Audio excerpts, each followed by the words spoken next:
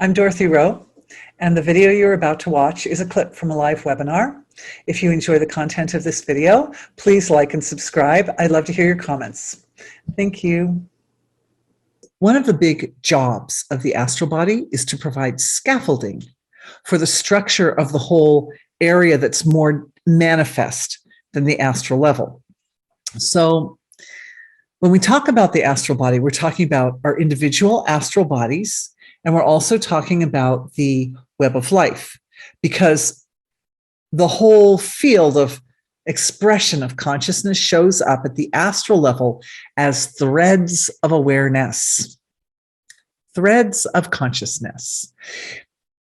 At the causal level, that pure life form, life force, it interacts with regions. So it's like a vibration coming into a resonating space. And as the vibration comes into the resonating space, the space determines how that vibration of life form is going to hum or vibrate and what shapes it will make. But these resonating spaces in the causal field are kind of static.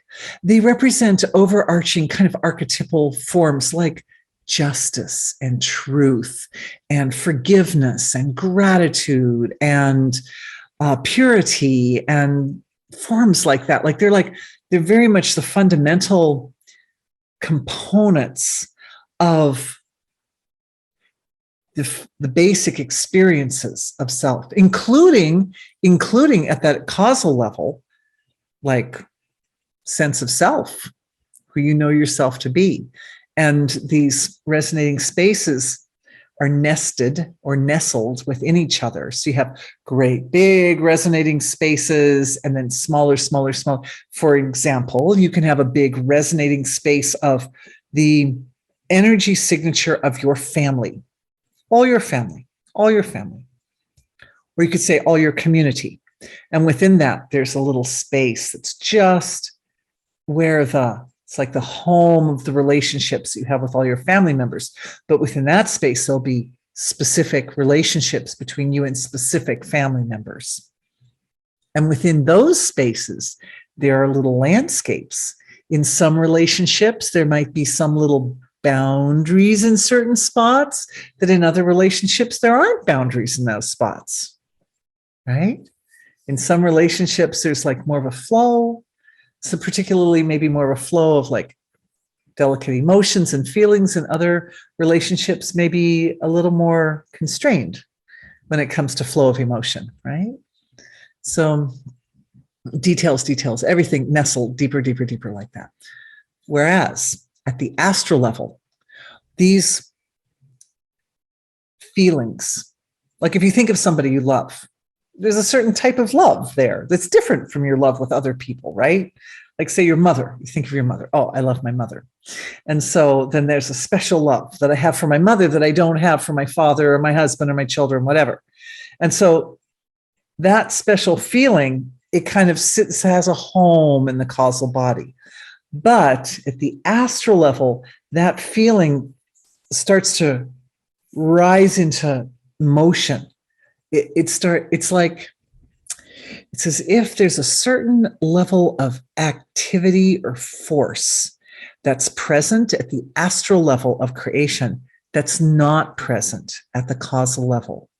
There's a kind of dynamic interaction between various laws of nature and various resonating forces in the astral level that is not happening at the causal level.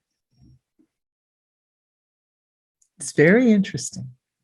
So at the astral level, consciousness shows up as threads of awareness. And this is what we experience. Like we experience our awareness moves. Our awareness begins by being seated in some particular location, like say in the head and with the senses of perception, right? Our awareness can seat itself. It can anchor itself with the senses of perception, but then it can like go out to different places, can send it out. You think about your mother, you think about somebody else. It's like it goes there.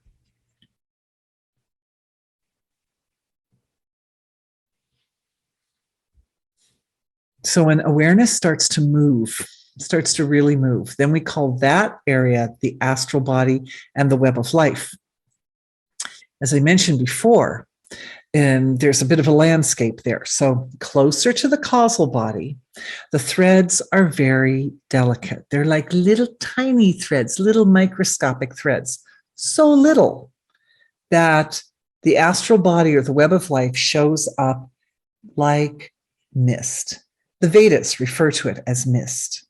And they say there's 4 chapters in the Yoga Vasishta, I believe, specifically about yogic flying. And in there, Vasishta says that the effects of the siddhis which are the perfections, the effects of the siddhis are manifested from the mist, from that junction between the causal level of creation, that's spaces that hum with values like truth and light and honesty and morality and compassion, and where it starts to move right in the mist. So the threads of the astral body, very, very fine, delicate, like gossamer fabric. And that gossamer fabric, it really does appear like a field of all possibilities. So it's showing or reflecting being. It's showing what being is, essentially. Being the source of creation is essentially a field of all possibilities. But this, like, most abstract level of the astral body, it reveals that all possibilities. It shows it. It's like giving expression to that quality of all possibilities. As we look at the astral body and the astral field, the web of life, more dense, more dense, more dense, what we find is that those threads, they become more defined, they become more specified, and they become bigger and thicker and stronger and more like, I'm going here, something like that. When they're in that misty level, they're like a fabric. They're all connected to each other, and they're all sort of communicating with each other, interacting like that. I mean, the whole web of life is like that. You know, that even the large threads of the astral field and the fine threads, they're all acting and interacting with each other. And of course, just as the causal body has regions that nestle or that nest within each other, so also we could say that the finer threads of the astral field are nested or nestled within the larger structures of the astral field. But the finer ones are also fundamental to the larger ones. So I thought at this point, this might be a really nice point in our meeting to take a few moments and put some attention on direct experience of our own astral bodies. So you get a chance, because we need to experientially, it's good to, get a feel for what we're talking about here. And your senses of perception are fully capable of experiencing your astral body. What I recommend is we're just going to take, just as the astral body has its landscape, which I've just described, from very fine threads to very thicker, bigger threads, big ones that go like from galaxy to galaxy. Within our body, our astral bodies also have a kind of landscape. And the astral body is structured like a torus, and it has a central channel that runs right through the physiology. And I use the word cord of light to describe that. Oh, could we send the link to the cord of light? Thank you. When we send out the recordings of this session, we'll send also a link to my knowledge base, cord of light, for those of you who are interested. And that cord of light is the biggest astral thread in the body. So that means it's the thread in the body, the astral thread, which is like the closest to the more manifest level of self. So just as it's pretty easy for all of us to we can find our physical bodies, We can feel our etheric bodies. We've had a couple sessions on the etheric body, and I've given exercises for that. We're certainly aware of our thoughts, right? Our mental body and the flow of perception through the senses of perception out into the world. Like that's a thing, right? The humans are like, oh yeah, my senses of perception, they penetrate into my world. Yes, that's all part of the mental body. And of course, the emotional body, we all know how to find our feelings, right? We feel things from time to time. So this big thread, this cord in the middle of the astral body is really close to that emotional level of the physiology. So we'll just take a moment here and close. It's always easiest to do these type of energy exercises with eyes closed. And we'll just take a second and do a little scan through your body and notice that the life force in the body, the life in your body, is more concentrated in some areas than others. It's less concentrated at the extremities, at the tips of the hair, right? The ends of the hair. It's not so much concentration of awareness, but very, very concentrated in the core of the body. The whole core. The brain, awareness is seated or anchored in the head, middle of the head area, and then the spinal column, right? You can feel so much life force is there. So much presence is there in the core of the body.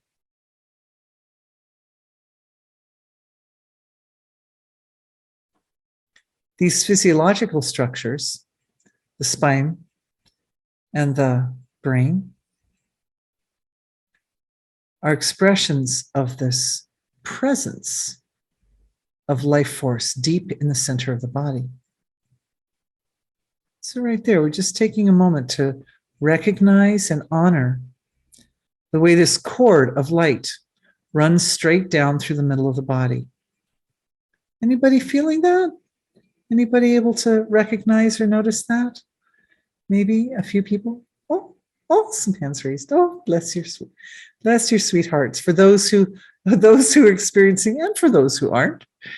But this cord of light, it runs through the body like that. And it tends to like truncate as it comes into the crown of the head. It like comes in like that. So it tends to open up the crown of the head. And there's a connection between this cord of light in the body and all the cords in the whole creation. Oh, lots of people raising their hands. Good job, everybody. Good job. Good job. The cord of light, it also runs down through the body and through the pelvic floor and down into Mother Earth. And it anchors right into the core of Mother Earth. So the cord of light that is the sort of center of the life force that runs through and around through the body and the astral body, it's also anchored to our Mother Earth. My experience is that these cords that run through the center of our astral bodies, like the web of life, like the Akashic record. Oh, the Akashic record is basically an astral structure, by the way.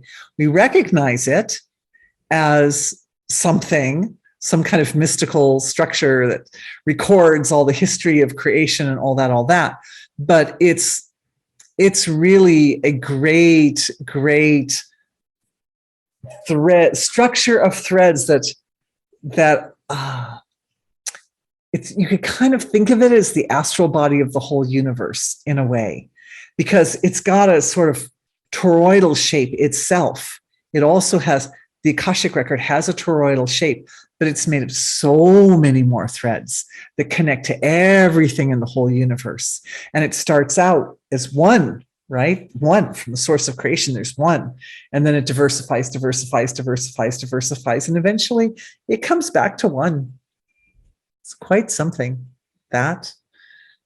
But one of the reasons it's possible for people who are used to working with the Akashic record to access specific information is because we use the threads of our own awareness to go in and to connect up with a specific thread in the Akashic record to pluck out whichever piece of information, like going into the library, and accessing the number, the code number for the specific book you want to check out, something like that. We're using the astral level of the physiology to connect to the Akashic record. And we also use our astral bodies to connect to everything in the universe. It's why, because the laws of nature that limit our perception of time and space at the material level, because those laws of nature are limited by the filter of the human physiology. When we're in our astral bodies, we're not limited. And that's why awareness can move to the ends of the universe and back instantly and is not constrained by space and time. Because when we're shooting our awareness here, there, and everywhere, we're doing it from the level of the astral body. That's what the astral body is made of, all these threads of awareness. It's kind of simple, really. We've got some nice comments coming into everyone there. We see that the whales, dolphins hold our human Akashic memory. I mean, I wouldn't be surprised, because I do consider whales and dolphins incredibly advanced and evolved beings. And I, experience them doing all kinds of beautiful things. And they are absolutely custodians of our earth. They do lots of really important work to help keep the earth itself balanced and healthy. They're like the energy healers for our whole earth. They use sound medicine, right? They're big, loud. The whales have big, loud voices, and they can make a sound on one side of the earth, and it goes all the way to the other side of the earth. They can talk to their whale buddies, their whale family on the opposite side of the earth. It's pretty amazing.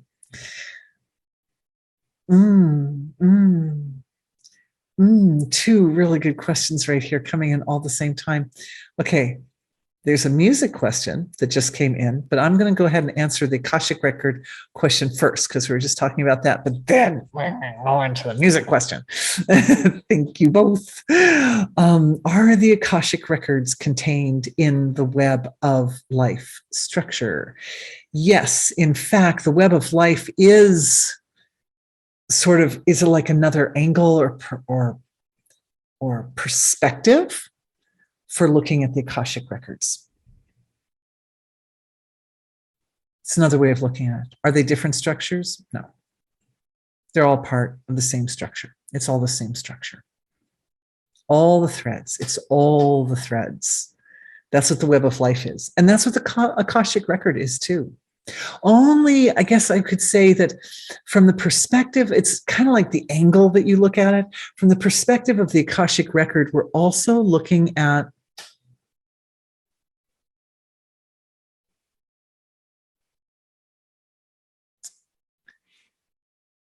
when we say web of life, we're looking at the big structure, the big astral structure creation in a very simple way.